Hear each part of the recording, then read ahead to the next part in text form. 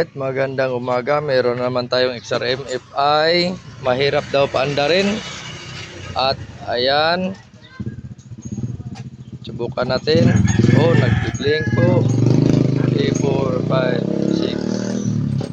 5, 6. Number 6. 1, 2, 3, 4, 5, 6, 7. Oh, number 7 po. Ito po number 7 na code. Nahali na wala pang ikuha. Ito, tingnan natin dito guys, code number 7. Kadalasan ito po, ito nga po yung sanhi Ayan, putol na po yung kanyang oil sensor.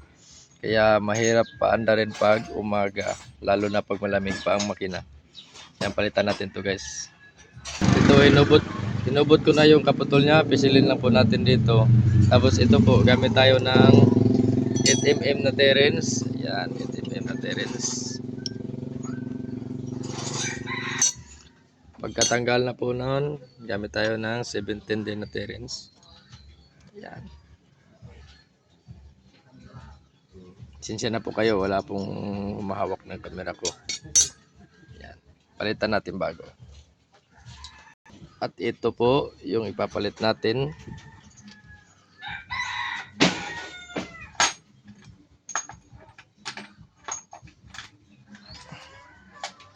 Higpitan lang po natin ng kunti.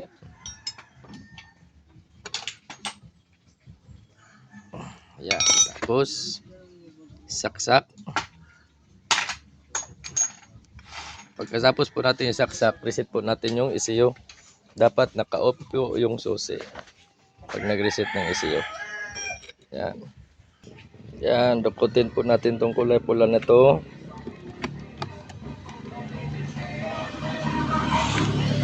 Yan, tanggalan natin ang takip.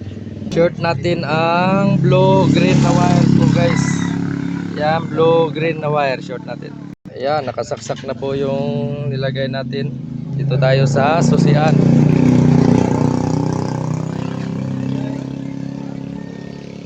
Full throttle po natin.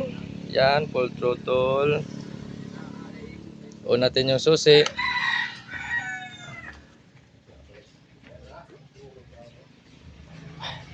Five. Yan. Patay.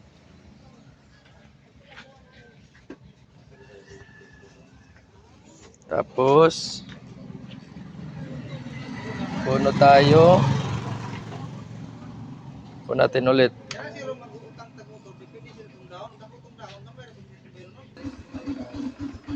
Yan na po. Andar na po siya at nawala na yung blink. Wala na po yung blink niya. At di na siya mahirap andarin. Alright.